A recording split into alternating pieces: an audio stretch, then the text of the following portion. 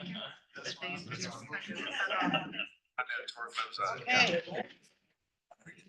11:30, so we'll go ahead and get our regular Board of Trustees meeting here for June in order and ready to go. So if everyone will please stand and then join me in the Pledge of Allegiance, please.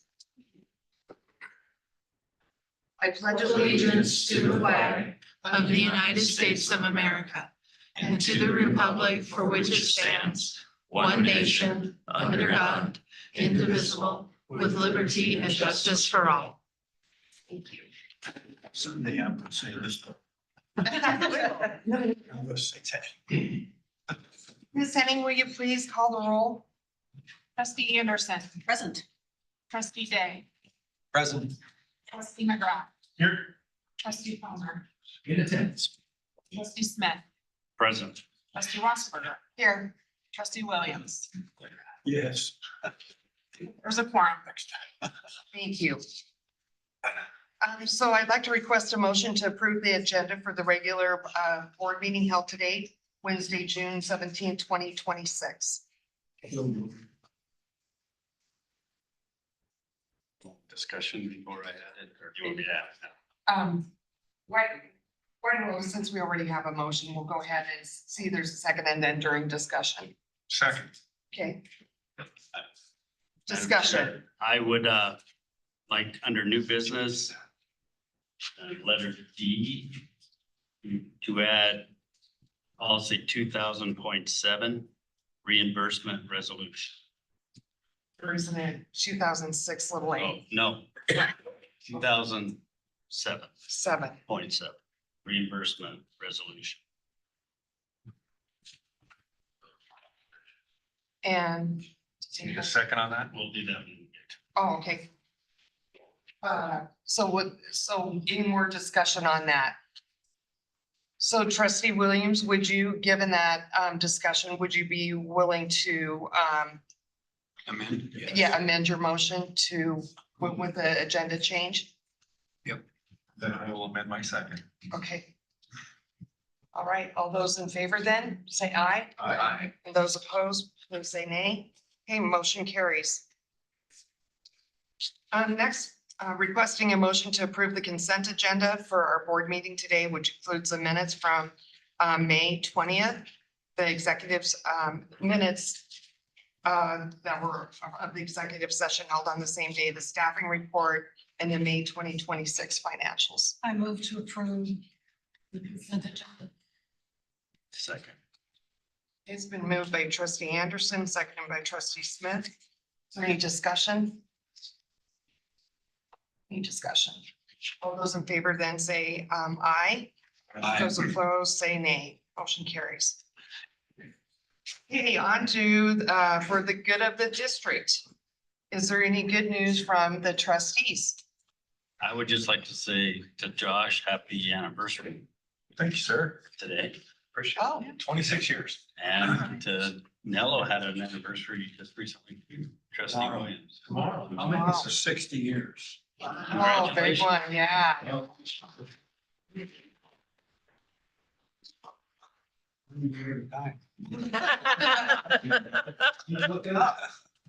Those are amazing celebrations. So congratulations to both families. That's great.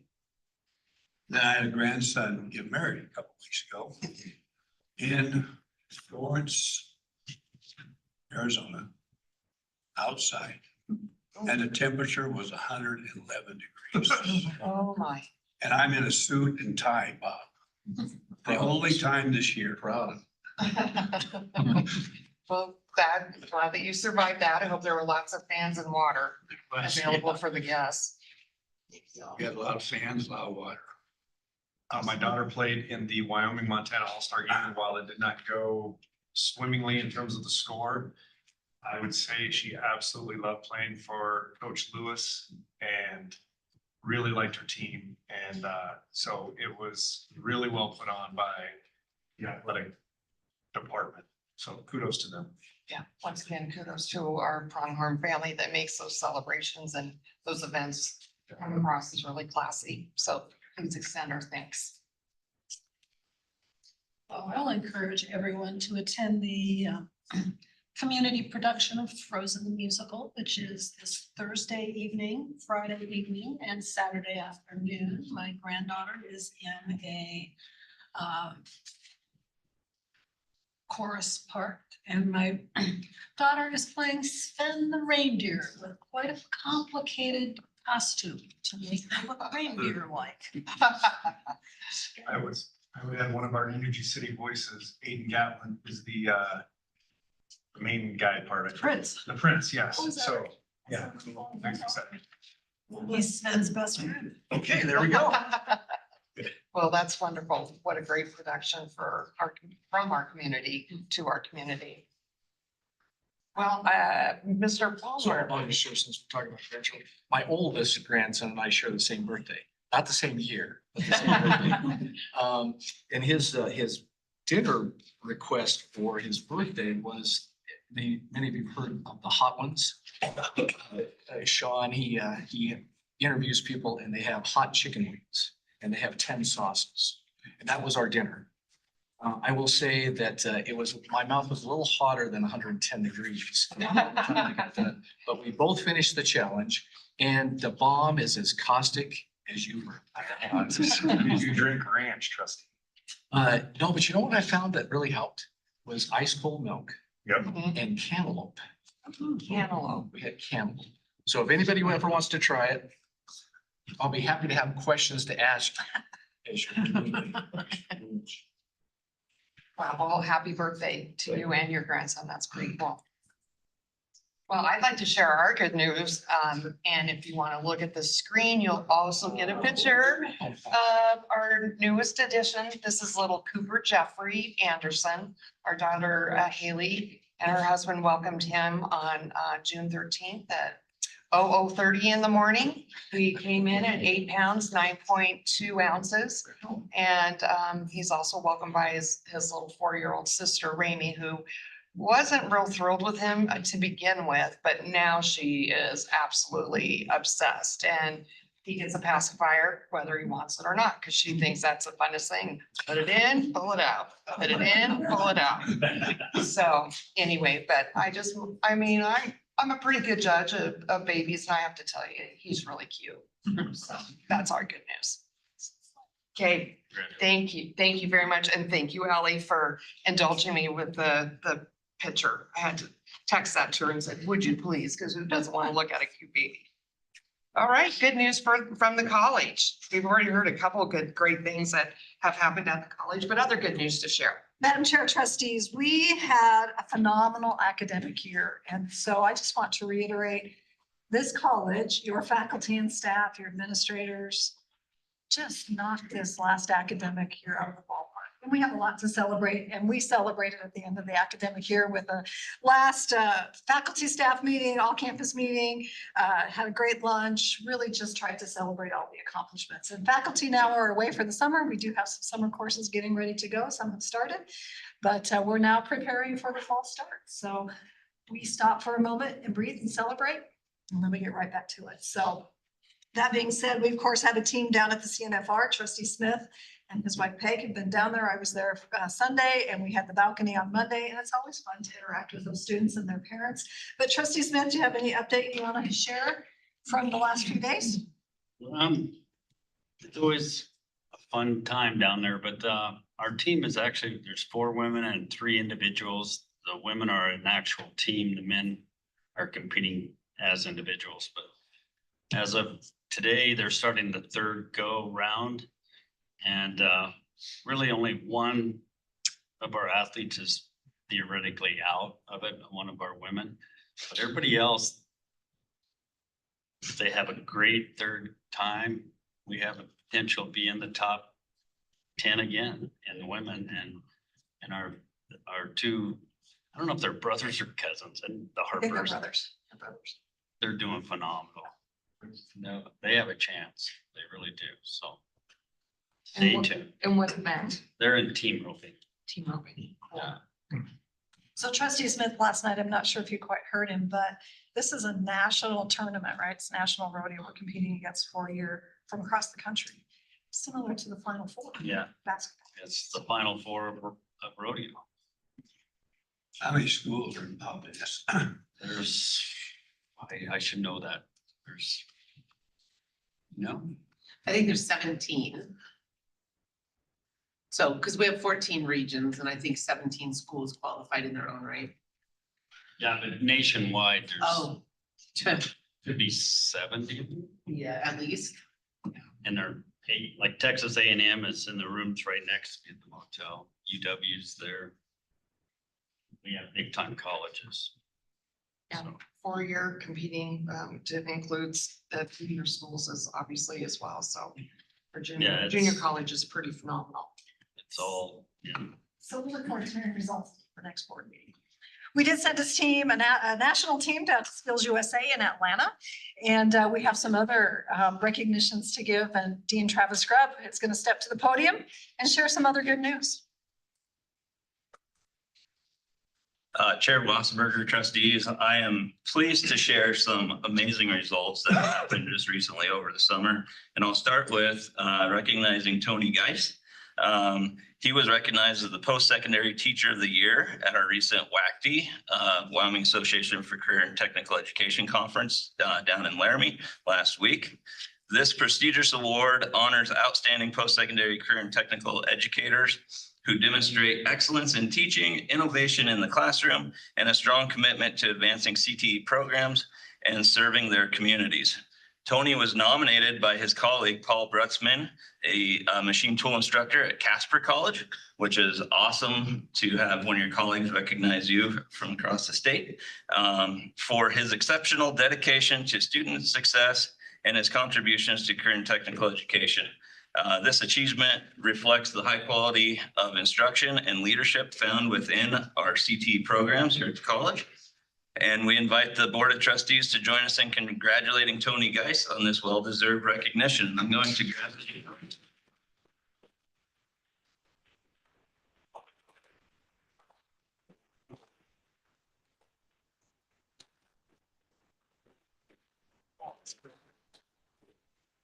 Congratulations, Tony. You want to say anything? No, I think you say that.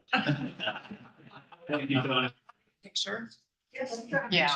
Oh, absolutely. Where do we want to do it? They'll come and you'll see it right.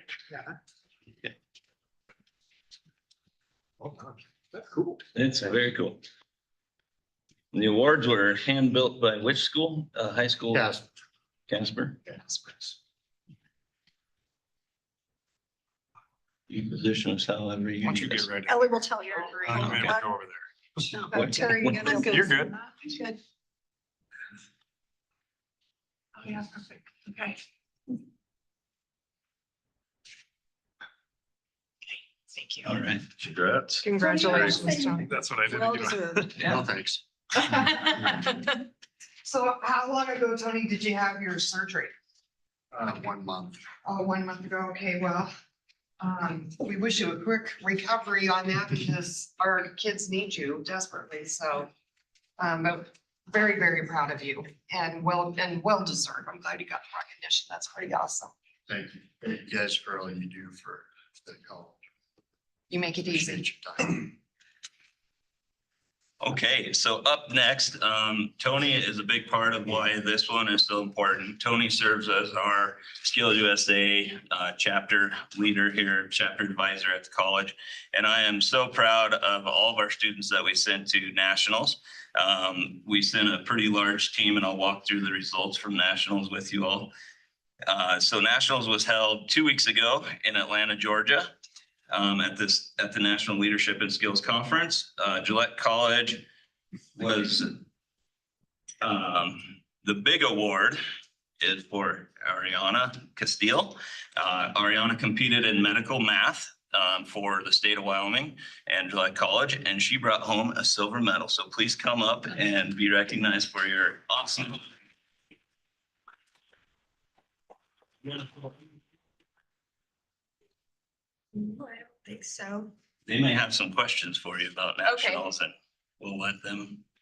Explain medical math. So medical math is what they competed on is basically the stuff we use in nursing school. So med calcs and things of that nature. And we just compete that. We get a paper test, we fill it out. And whoever wins, wins. Is there a time element to for completing? We have a able to 2-hour get time more? limit, Okay. but there's only 50 questions on the math one. So most of the time you can get that pretty soon. I know some states, some of the people in the testing room said some states, whoever got the most right and finished the fastest one. But for Wyoming and at the national level, it was just whoever got the best one. Okay, awesome. You say it's 50 questions, and what do you get to bring a calculator? You can use your phone? Yeah, we can use just a calculator that has add, subtract, divide, multiply, nothing else. And then we get to bring like pencils and they give us scratch paper. Okay, that's And you're in the nursing program? Yeah. I'm sorry for my tardiness. This building's a maze to me. I walked all the way around before I went to the front door. you're forgiven. Are you first year or second year? I'll be going into my second year. Okay, excellent. Well, Meeting over there. Yeah, that's right. Well, she's the one that taught me med calc, so. that's pretty cool. I saw that online that you had gotten a silver medal, and that was really cool. And correct me, Dean Wakefield, if I'm wrong, but this is just the second year that nursing has competed, right? That's correct. Yeah, so we're really glad that that has spread to the nursing program, and wow, you really represented as well.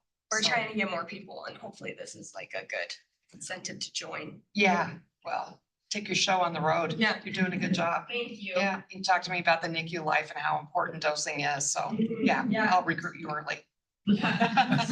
Thank you. We'll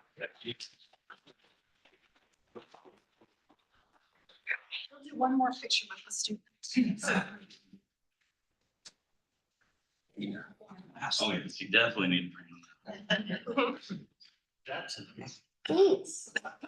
Lindsay, I think you ought to join us. Just pictures. I know. Savannah won an award, just to see what she would say.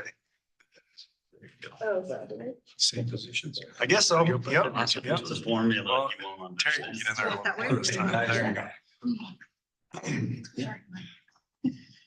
You better move this one. You can't see her, she can't see you. There we go. Yeah. Great.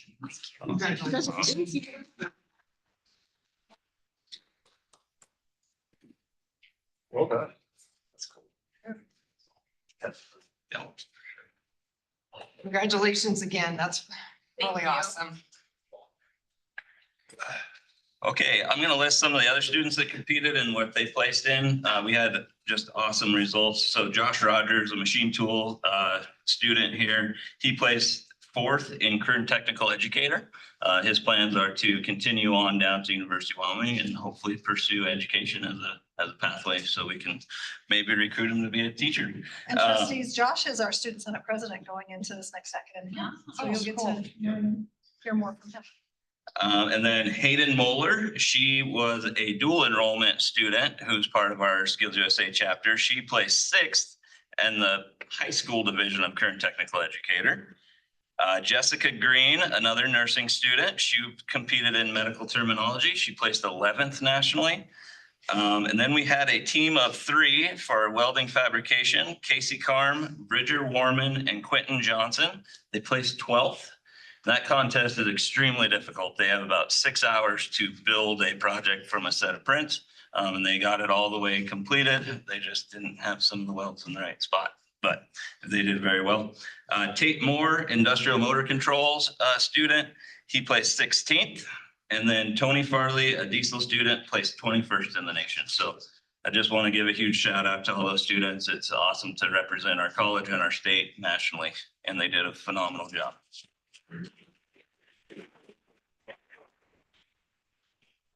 Thank you, Dean Grubb, and to your faculty who obviously are lifting up these students and providing direction and giving the accolades back to them. But that, I mean, again, putting Gillette on the national stage, and we're happy to support and fund and then reap the rewards of their success. So thank you very much for all the time you guys put in.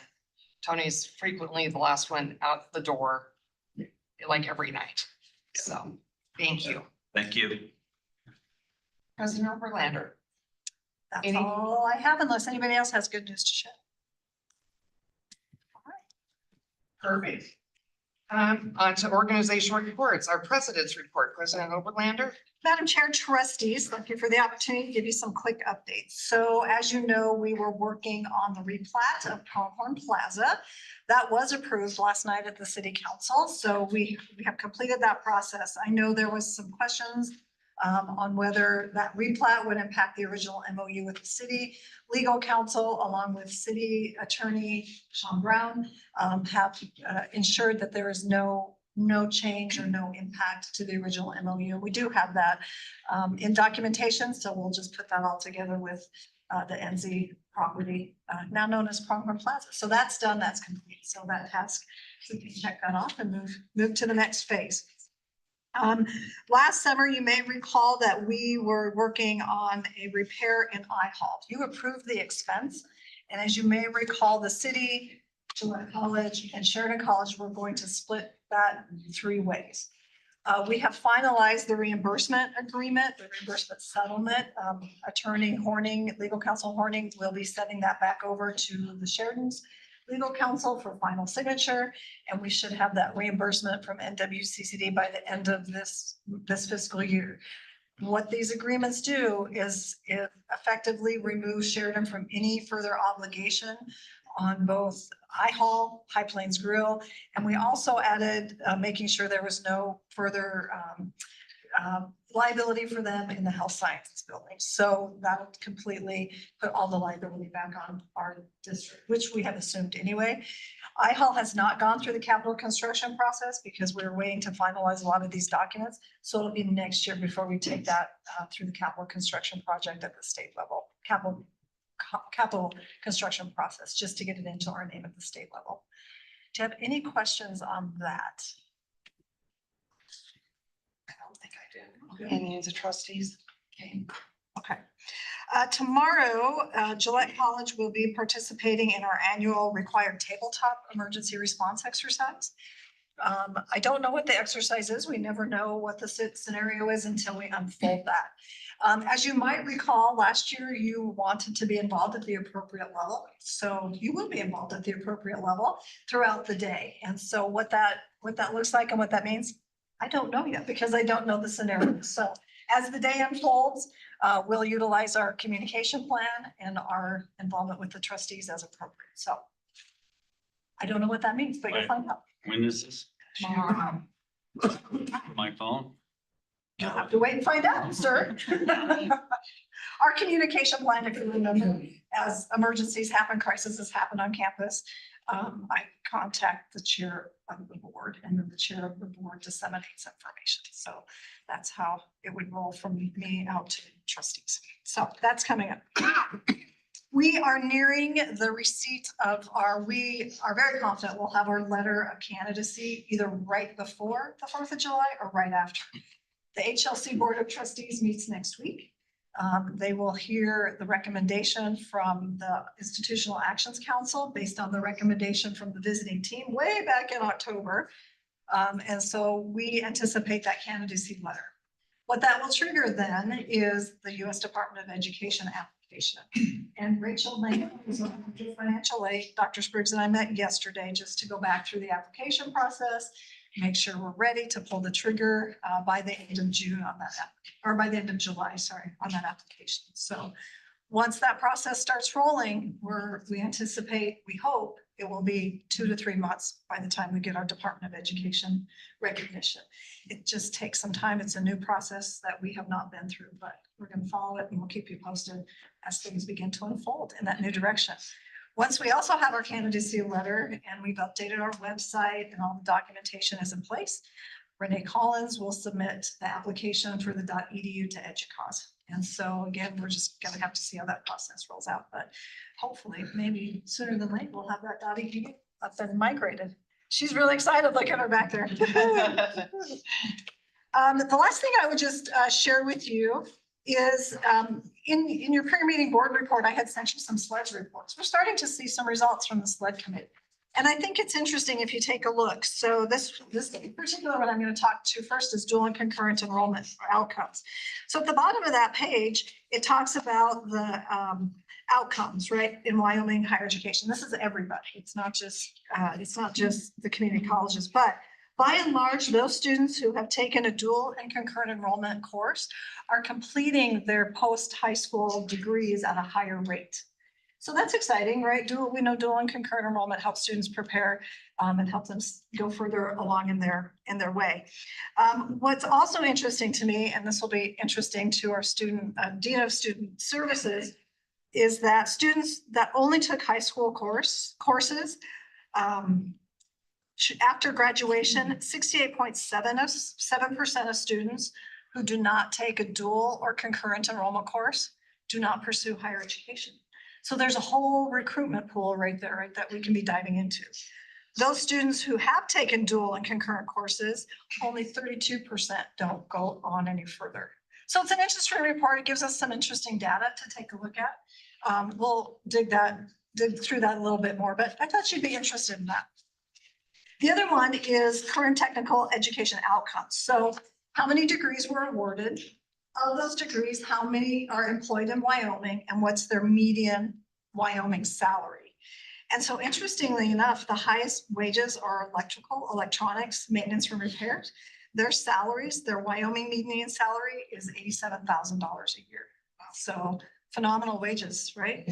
And so you see in nursing, there were 269 degrees awarded, 68% of Wyoming graduates are employed in Wyoming with a median salary of $71,000.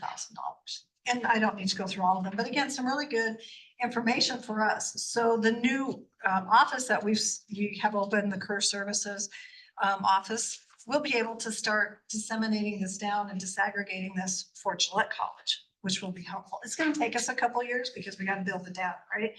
But it's going to be helpful for us as well.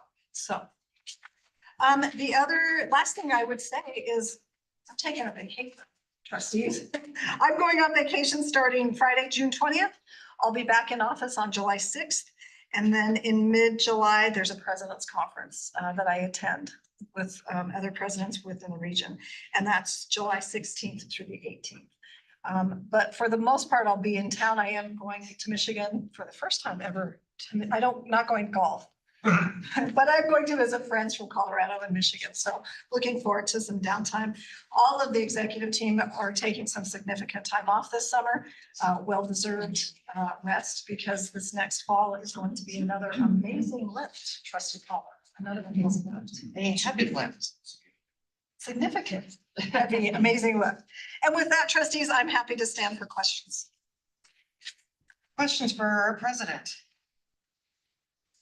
Well, thank you for the wonderful update. A lot of things to celebrate and recognize. So thank you. And yes, to our faculty and staff, please take some time this summer to refuel yourself so you can come back this fall and we keep going down the accreditation path and all the other things we need to do.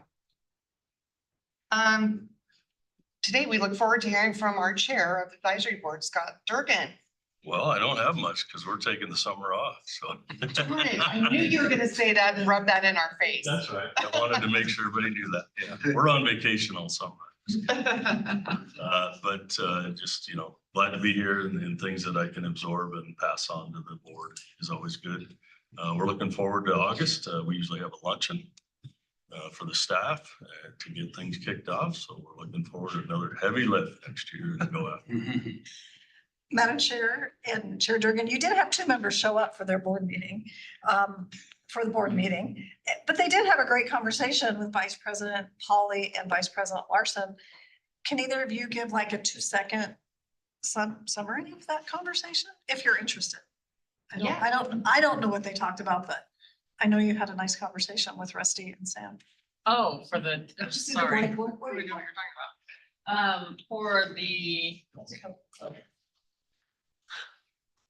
Vice President Pauley, you probably have a little more nuanced information to share. We got together and talked for about 35-40 minutes just on what's going on in the community with some of the larger organizations, particularly some of the mining organizations, and what our opportunities are for developing programs and classes that would fit these new organizations coming to town. It's really, sounds like some pretty exciting things, potential going on here in the near future, so hold on to your homes and if you want. You go- Sorry. Trust you for that. That's all I had to add. Yeah. Anything to add? Okay, thank you. Well, thank you very much. All right, next we get to hear from our Area 59 Director. Ms. Ellen Peters. She always has a fun report and it's summertime with all those camps and those kids over there. Just a minute, share my screen here.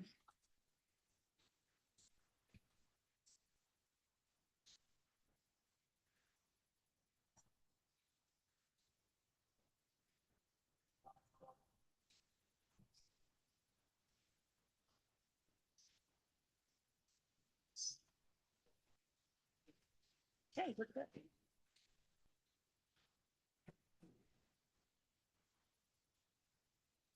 All right. From K to Gray. Well, technically it's afternoon. So good afternoon. For those of you who haven't met me yet, I'm Ellen Peterson. I'm the director at Area 59. I'm here to share with you kind of where we are and where we're headed. Presentation today is called Learning, Building and Belonging, which has come to be kind of what Area 59's mission has developed into. We see everybody from K to Gray at Area 59 and everybody in between. And so I thought I'd share how those programs tie into the mission here at Gillette College.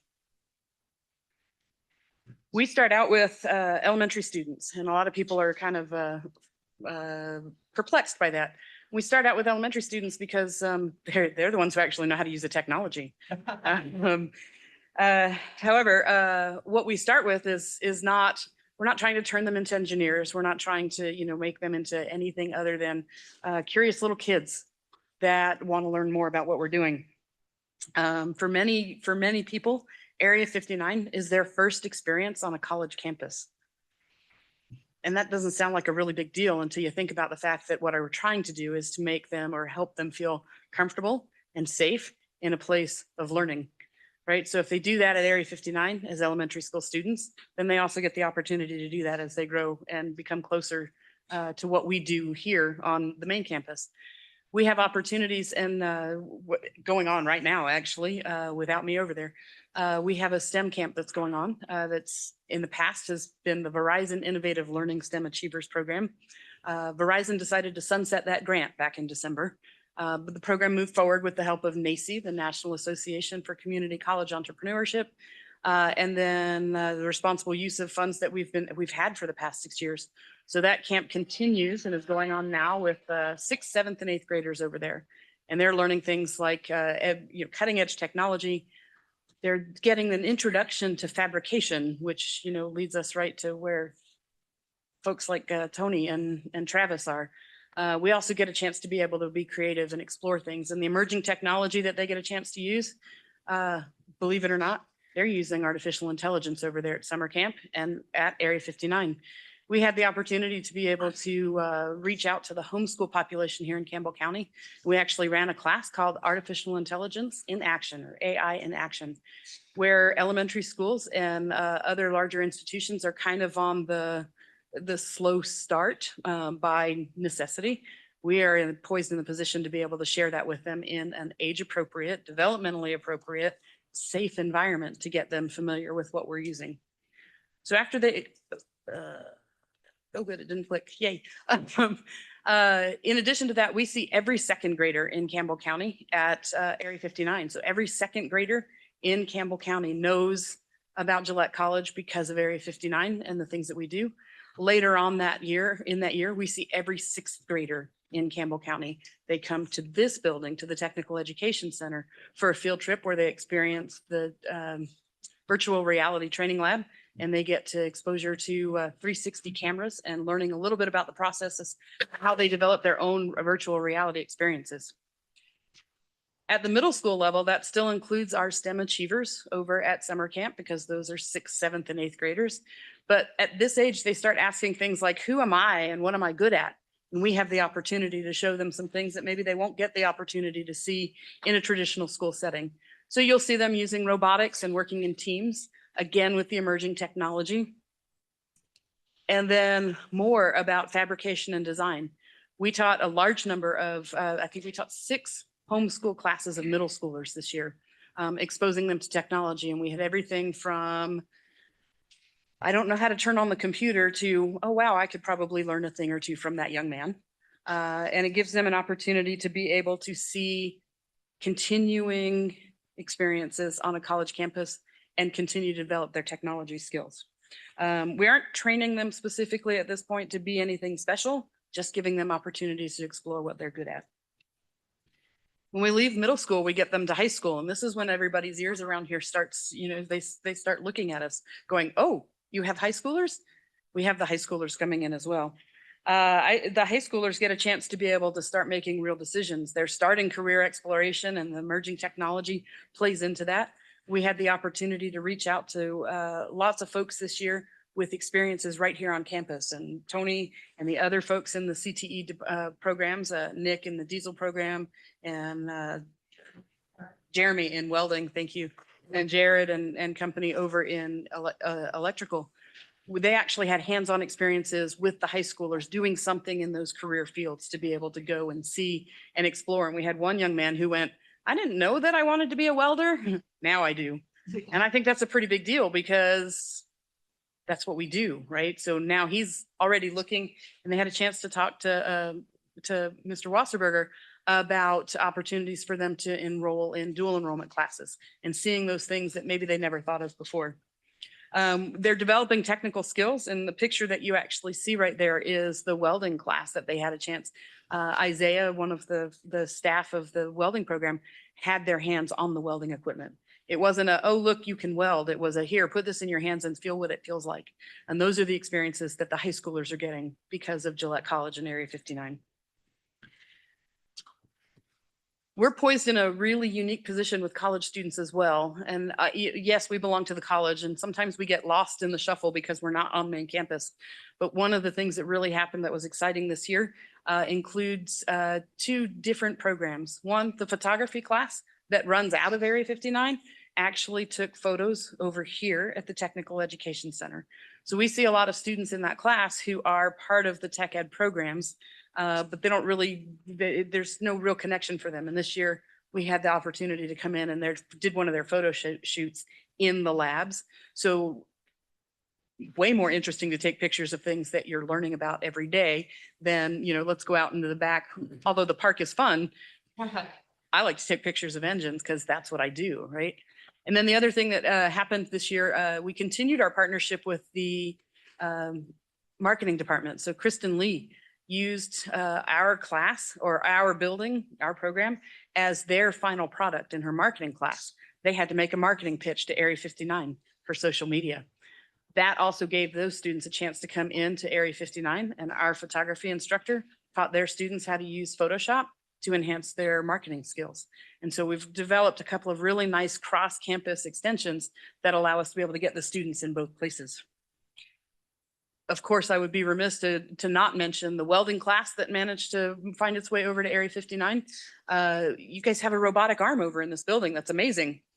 Only not everybody knows how to program it. So we were able to bring them over to Area 59 and work together with the welding department to build the skills on the robotic arms. And we even have some of the students working on fabrication programs and things that are available on the computers there that they wouldn't necessarily have the opportunity to be able to use. Beyond what we do for the classrooms, we have a large number of community members. And this is a pretty big deal for us as well. Our stained glass class sells out every time if you've ever tried to get into that. But the biggest piece of that is that we're still that ambassador for the college. When people come in and see some of the things that we do, and oh, you belong to the college? What other programs do you have? And it poises us in a great recruiting spot. You get to explore your creativity, and essentially our goal is to make people feel capable. I said at the beginning that we were moving from K to gray, and that all of those people are welcome in our space to be able to do that. We have a pretty good impact on the community in allowing us to be able to partner up with community members. We've got a couple of things in the works for the fall that are going to help hopefully tie HDR, a local engineering firm, L&H, and then students together to be able to build those community connections. We're really looking forward to being able to put those things together. Recently, we've received funding from the Marnakini Foundation, a $25,000 grant specifically set aside for veterans to be able to work in our space again. That's where we help create that community and that belonging of place. So we see veterans, the gentleman in the picture right there, Ralph, is one of the veterans who's been in for a while. And he's such a wonderful person to talk to, and he's such a wonderful ambassador for the programs that we have. But what's really amazing about this is watching them share stories. So Ralph will come in and tell his story to some of the younger veterans that we get. And it builds us a nice little community where somebody feels safe enough to take that risk to learn how to do something new. And those challenge coin classes have really moved us forward with that particular item. So much so that we have 3 folks who have come in as patrons, like they came in as veterans that have now transitioned to, they've taught one of their first classes at Area 59. So we had somebody come in and teach the challenge coin class that wasn't us, which for us is really exciting because it wasn't us. But those same people have come to us with ideas and said, hey, I had an idea. They've taken this stained glass class so many times that they now wanted to be able to teach another piece of it. So we've gone from I'm a tentative user to now I'm confident enough to be able to teach that class. I think that's a pretty big deal. One thing that we're looking at coming up here, we just met with the public library, the creative aging class that has met with us for the past couple of years. We missed out on them this year because they were down in Wright. But this year we're moving forward with potentially telling Wyoming stories and putting to work some of our new equipment that we've got in there to be able to share that legacy with their folks. It gives them a chance to be able to come in and say, you know what, with my grandkids who constantly look at me and roll their eyes and go, you can't possibly know how to use technology. Well, they come in and they get the chance to be able to share those things, right? I don't have grandkids yet, but my daughter's already rolling her eyes at me and my technology, and this is what I do for a living. And she's looking at me going, so imagine the confidence and the feeling of being able to share some of that technology with other folks. So why does all of this matter? Well, it has an institutional impact. I feel really strongly that part of what we do helps feed students into the college. And it keeps kids aware, it keeps everybody who uses the college aware of the technology and the things that we are doing to move forward and make them feel that it's not just college. It's not just, it's not just the books and the papers, but they can come over to Area 59 and they can see that because we're part of the college, we are trying to be cutting edge with that technology. We also have had a huge impact on workforce and economic development.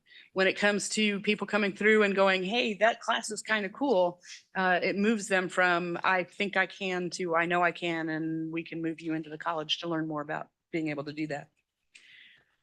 Most importantly, it builds confidence, belonging, opportunity, workforce, and community all in one place. And I love that that idea is tied to Gillette College. I think that's probably the most important thing that we do.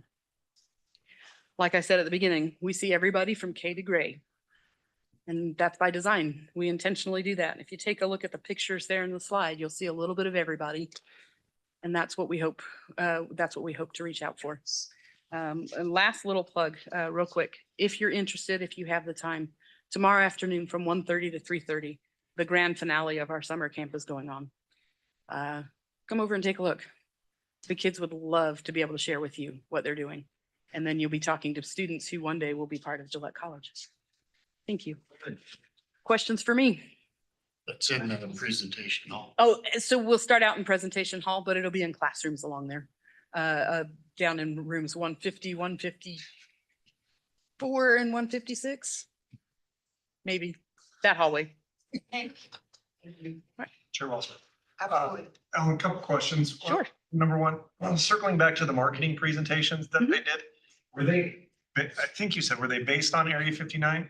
They had to pitch to me a social media marketing campaign. So we got the opportunity they came into Area 59, took a tour, saw what we do. The diligent ones looked at our Facebook page, made suggestions about things that we could do to change and what they would improve, basically did their marketing pitch to us. I know that Travis sat in on the judge, the panel that did that. And then Sprout and Scale, Adelita sat in on that as well, so that we could give them feedback on what they were doing.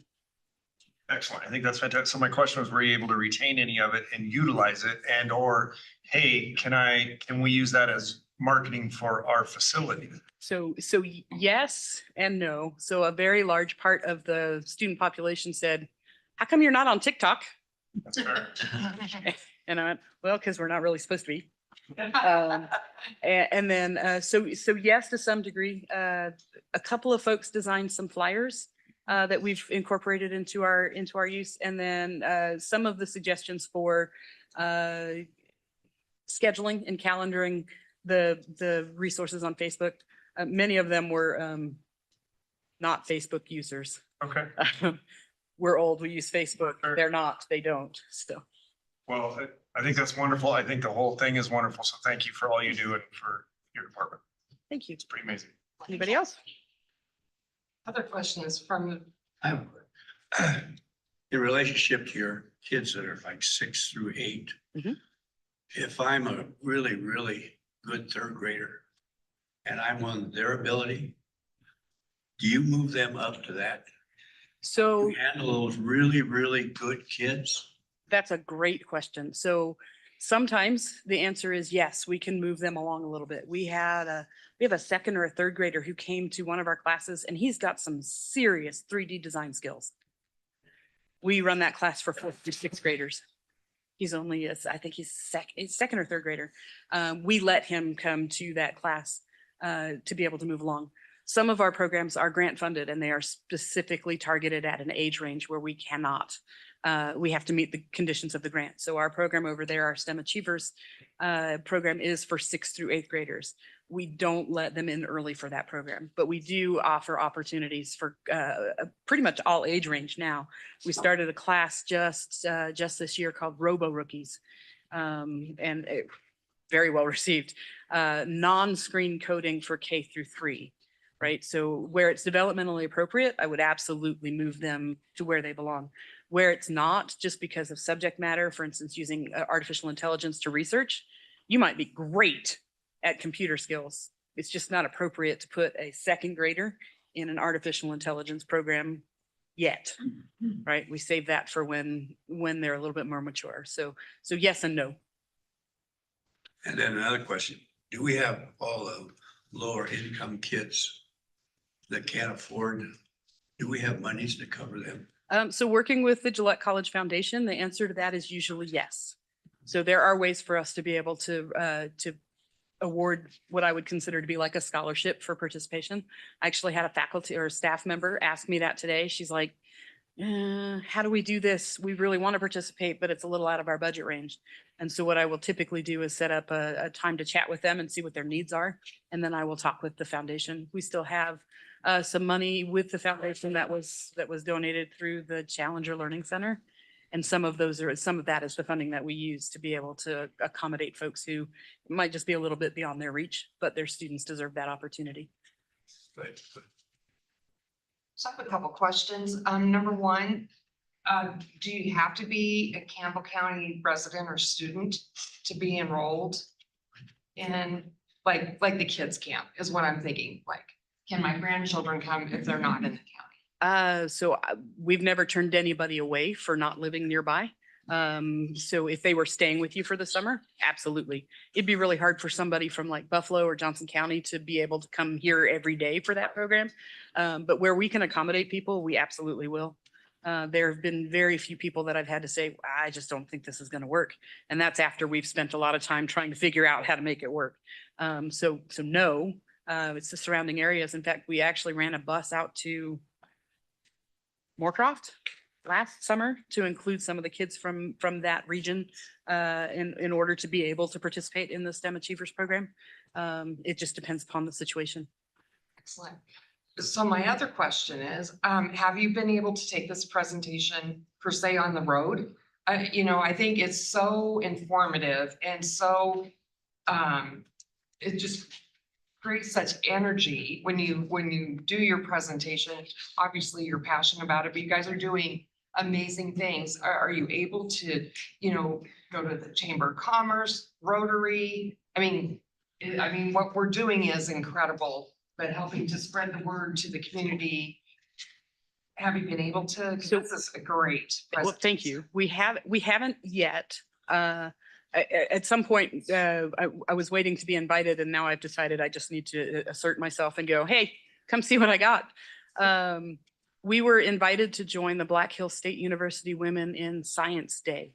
And we were able to take our newest piece of equipment. We have a traveling laser. It's portable enough that we were able to take it to their presentation. Oddly enough, we ran into many students from Sage Valley while we were there. But to be able to spread what we do there and for people investigating what we were doing.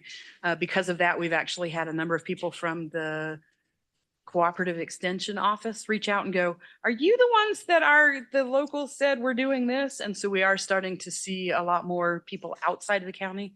We've been able to serve schools in Buffalo for field trips. Because we can tell them all about our programs if we're not actually recruiting.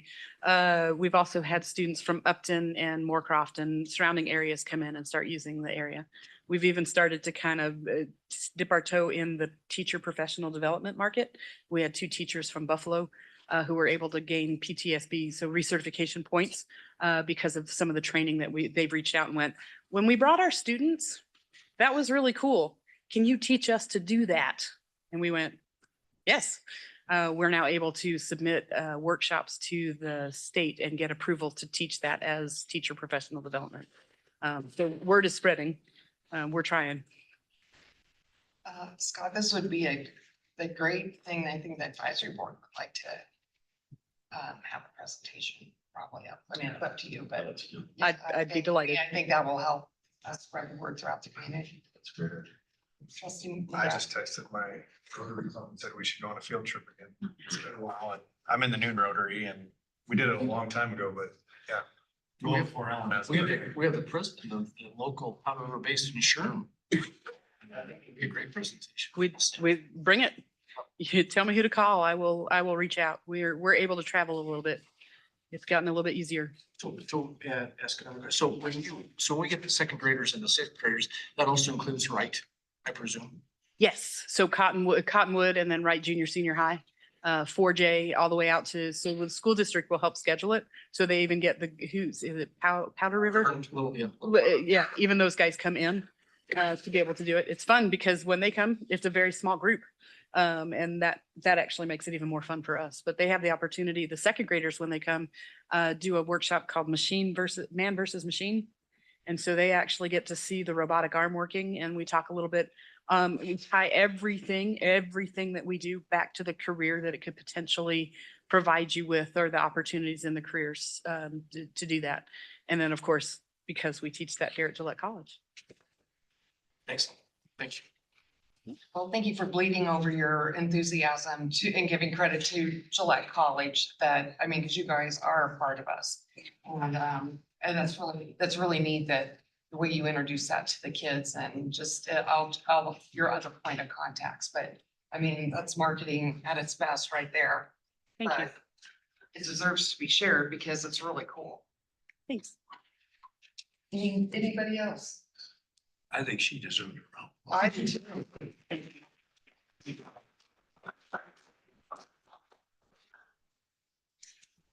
Thank you again. Thank you. On to old business. Mrs. Overlander, we do have old business. So, Madam Chair, trustees, I would remind you that Ellen Peterson was awarded the President's Circle of Excellence Administrator of the Year this last year. So she's our Administrator of the Year. That serves another.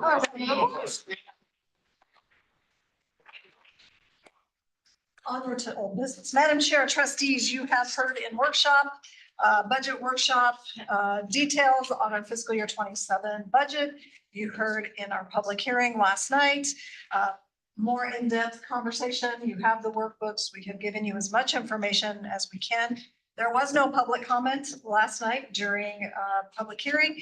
So upon the recommendation of your administration, we would ask for your approval for the fiscal year 27 budget. Okay, it's already been moved and seconded. By trustees Palmer and McGrath, I believe, is that where I heard come from? To approve our 2027 fiscal year budget. Is there any discussion? Vice President Larson, anything you want to add at this point? Thank you. Just a reminder that I will pass around the resolution to provide income and resolution to spend for each one of your signatures, please, after the meeting. Thank you. So just in, I know you couldn't be here last night, I'm sure, but in the Board of Trustees, I think unanimously were very, very supportive of the work that Vice President Larson, President Overlander, the entire cabinet, all the faculty, all the classified staff, all the personnel, on all administrators on the campus worked so diligently to put this budget together, and also a hand of us. Thank you for that, trustee, very much. And I know that this is an important talking point from HLC when we visit with them, is about the budget and the development of it, the approval of it, the application of it, so. Okay, any other discussion? If not, then all those in favor indicate by saying aye. Aye. Those opposed, nay. Motion carries. Congratulations, we got our budget for the next year done. Moving on to new business. Vice President Larson, you want to talk to us about our Zoom license renewal? Yes, please. Thank you, Chair Wasserberger. In your packets, you have an invoice. It's an annual, this is the same annual invoice we look at every year. Our renewal for Zoom is $63,486.67. However, we would also like to add an additional 15 licenses for a total of $64,536. So that is actually the amount that I'm looking for approval to spend today. Chair Westbrook. Yeah.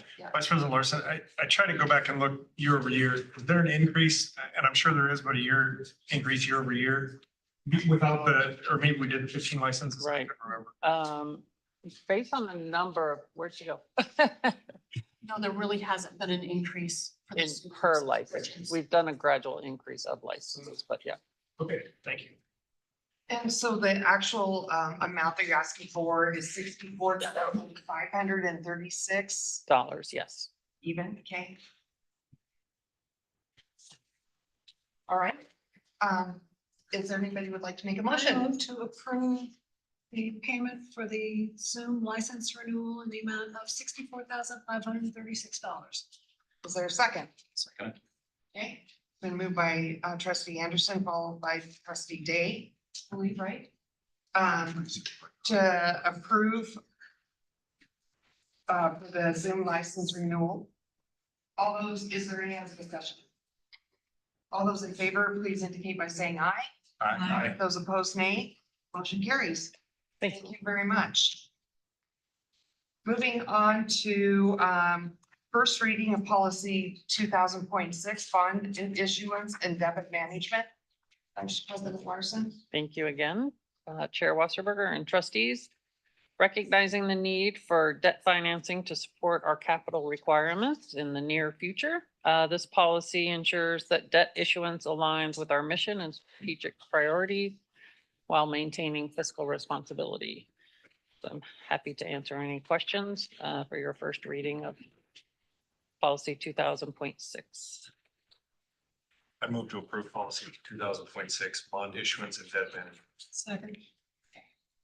Thank you, trustees McGrath and Anderson for your first and second. Is there any discussion? Madam Chair, Yes. I would just ask, and Vice President Larson and I have talked about this, that as this comes back for second reading, that you have embedded within this policy, the Wyoming statutes and all of the other regulatory information necessary to ensure that this policy meets all state requirements. And do you mean the statute numbers when you say that? Okay.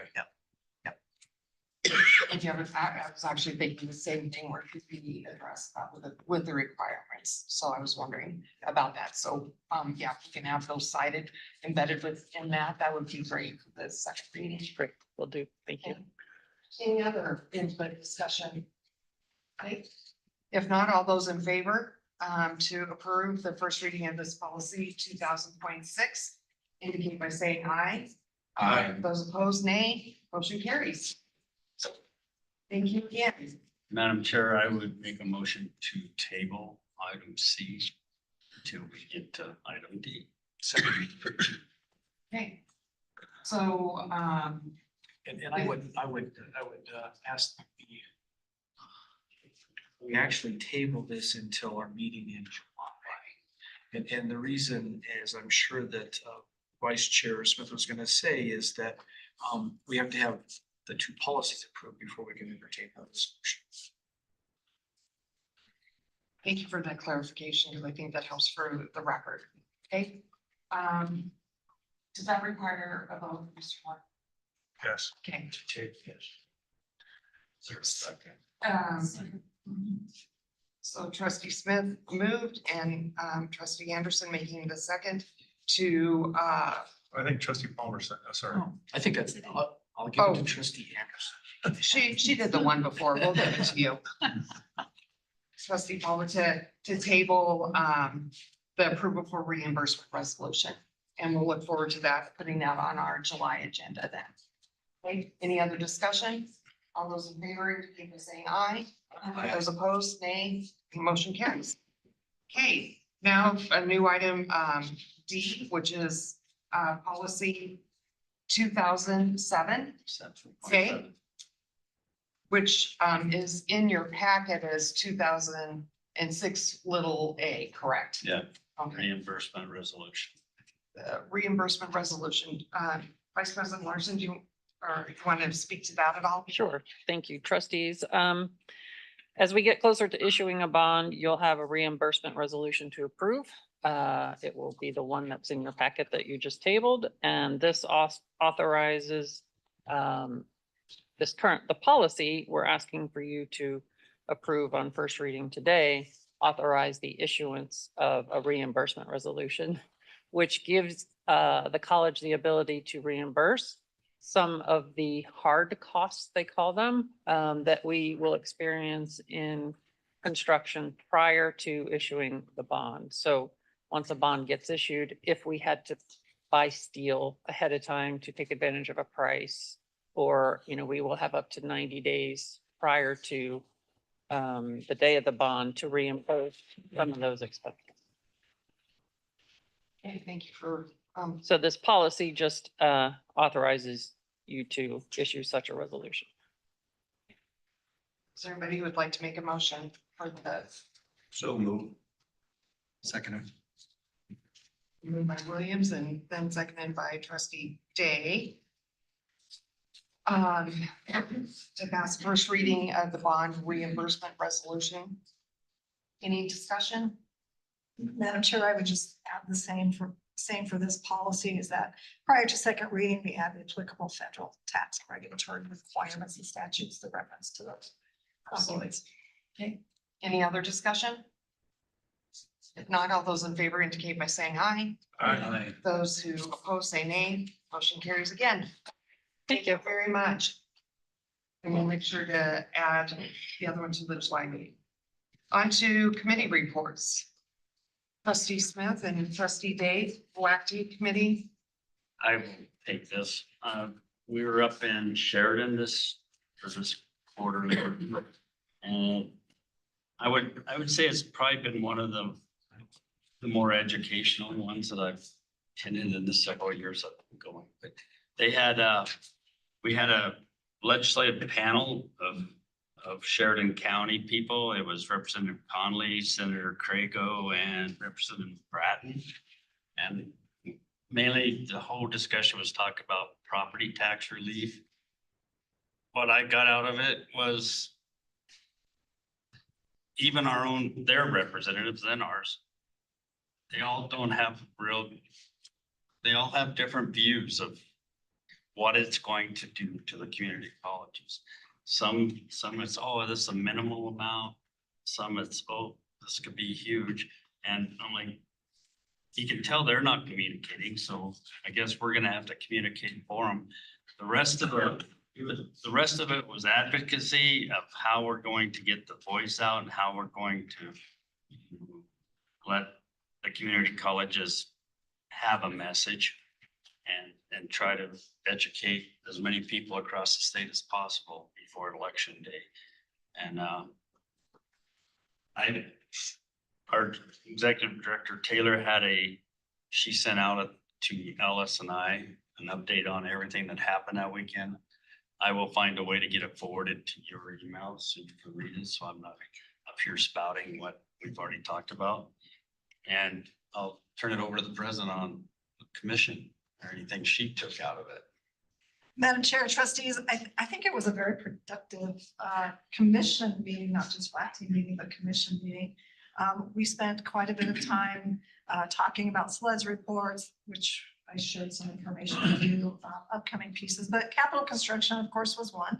We did run the cost escalation through. That was approved by the Wyoming Community College Commission. We had a little back and forth with where it belonged on the agenda. It was originally under a new project. It's not a new project. We have coordinated with the State Building Commission. We're doing everything exactly as we need to be, and they have no concerns with the project or the escalated costs. So, and we did have new programs go up for approval, which were all approved. So I think it was a very productive meeting. Those minutes should be posted again for review and understanding, but it was a good meeting. It was nice. Sheridan College also has a new building going up and they had quite a bit of drawings for it, and it's going to be a nice facility for. And what are they gonna use it for? It is math and science. Yeah, it's a science building. We will host the commission meeting here in April. We were due to host next October, but we need to flip, so we'll host this next April. Trustee Dave, anything you'd like to add? Unfortunately, I wasn't able to attend. I was at the Wyoming Mining Association for that week. Fair enough. Well, thank you for your report, and we'll look forward to the forwarding of the We will. information. It's very interesting. Okay. All right, on to governance committee. We had been distributed to, that's not the right English by any means, but Ellie had forwarded the policies review series 1000. So Ellie, I thought we did set a date to meet, no? Yeah, for this meeting Yeah, today. okay. Yeah, I was we'll sorry meet about that to confirm it. Okay. That's what I thought it was gonna be to too. go through the I left my 1000s. Have to have somebody run. Although I left my ones that I wrote Correct. at home as well. Yep, so. Well, maybe we can chat real quick if there's a Yeah. different time that we could maybe be able to have that. Okay, anyway, so that will be forthcoming as part of our process of biannual review or whatever it's called. Okay, anything else, Dr. Oberlander, you'd like to add with that? I don't think so, Madam Chair. I think it's just the opportunity for us to begin the process of the cycle of policy review as is required by the policy to review policies every 5 years. All right, it's time for public comments. When I looked earlier, I didn't see anybody signed up. Well, I don't want to preclude somebody if they're dying to speak. Okay. I guess there's no public comments.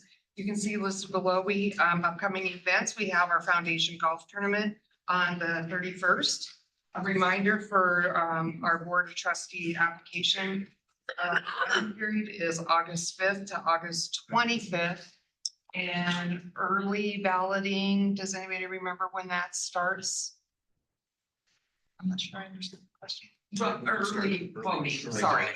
Oh, I thought it was July 21st. July 17th, I think, for the primaries. I don't know for the general. Anyway, just as a reminder, so. Any other important dates to remember? Aren't listed, all right.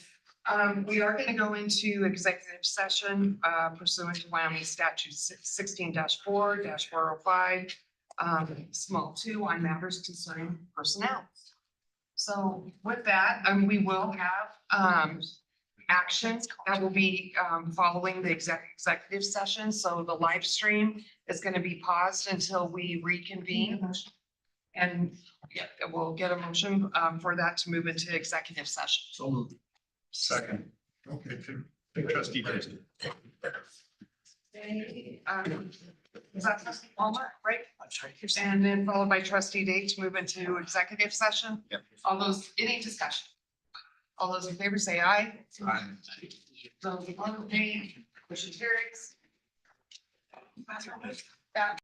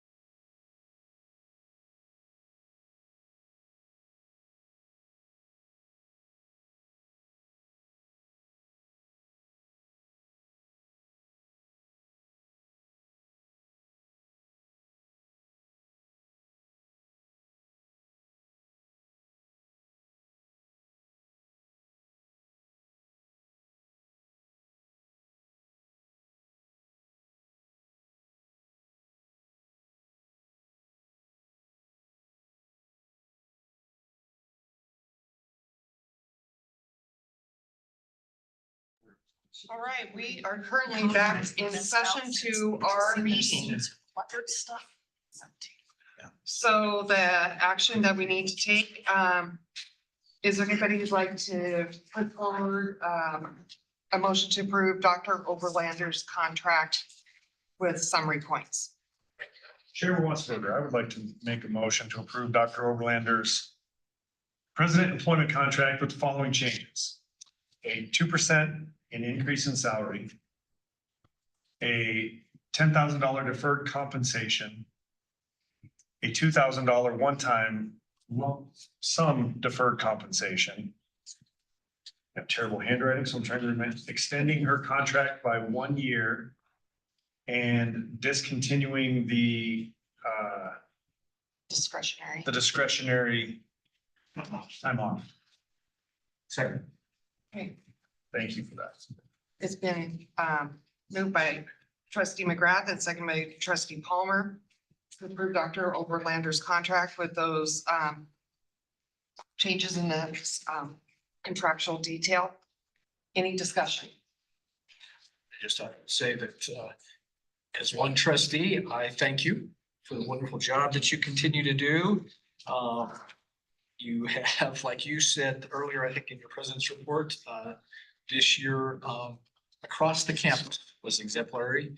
And you're the leader of that exemplary activity and performance. And so thank you. Thank you. I appreciate that. I appreciate your support, trustees. You have been nothing but supportive of me and the administration and our faculty and staff. And it's because of you that we can do all the heavy lifting that we do in our Gillette Community College District. And I really appreciate everything that you do for us. So, and for me. Well, and I just want to extend a public thank you again in your consideration and your, giving per se through your contract of, wanting no more than a 2% raise. And I think that needs to be on the record.